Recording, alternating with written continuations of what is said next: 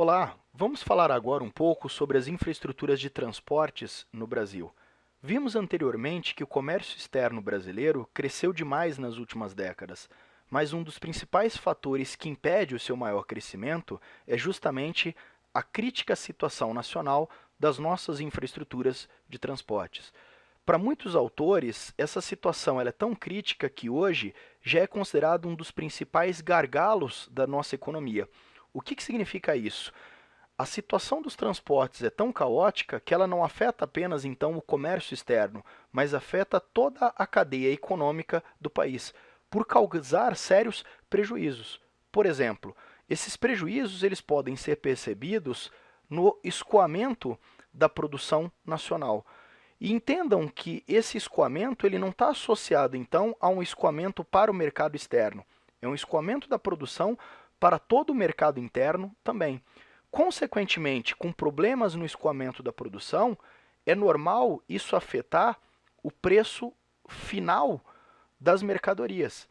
Mercadorias, então, acabam ficando mais caras justamente porque pagam demais pelos preços dos fretes ou porque acabam ficando presas em rodovias esburacadas ou porque simplesmente não conseguem chegar até a região porque uma região foi inundada.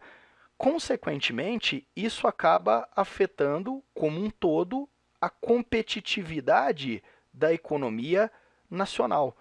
É importante você perceber que dificuldades no escoamento da produção não afetam então apenas o produtor, afetam também o consumidor, e se afetam o consumidor, afetam a compra e a venda dessas mercadorias. Portanto, afetam os comerciantes e as empresas relacionadas ao comércio.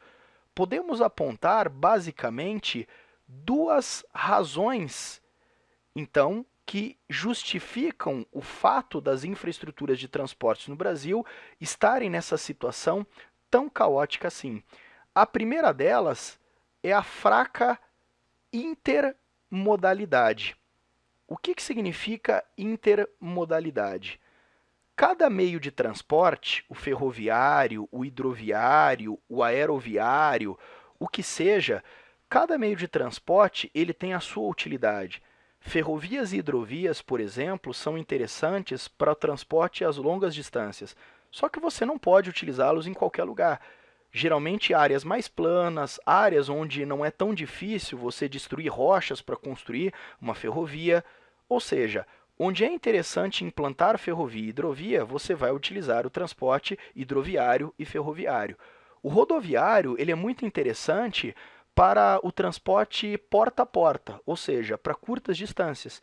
Então, na verdade, o ideal é que exista uma interligação entre os diferentes modais, entre os diferentes meios de transportes.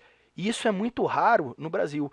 Pouquíssimas regiões, então, fazem essa intermodalidade. Na verdade, o que podemos perceber no Brasil como um todo é um grande privilégio dado ao rodoviarismo, que é justamente um meio de transporte muito caro para transportar mercadorias a longas distâncias. Para facilitar a nossa análise, esse gráfico aqui ele compara países que são muito parecidos com o Brasil com relação às dimensões do território nacional. Todos os países, Rússia, Canadá, Austrália, Estados Unidos e China, são países muito grandes, assim como o Brasil. E podemos perceber que em todos eles existe uma utilização muito maior do modal ferroviário, que é interessante, portanto, para cargas de longas distâncias, do que no Brasil, que utiliza apenas 25%.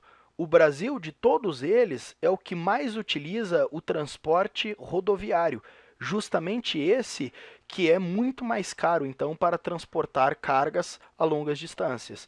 O mais interessante dos casos aqui que podemos perceber é a matriz de transportes norte-americana, que é justamente uma matriz de transportes que apresenta um equilíbrio um pouco maior na utilização dos diferentes modais. Interessante é você entender que, além do equilíbrio, é importante haver o quê? A chamada intermodalidade, ou seja, a interligação entre esses diferentes modais. Na sequência, vamos responder um exercício sobre o assunto.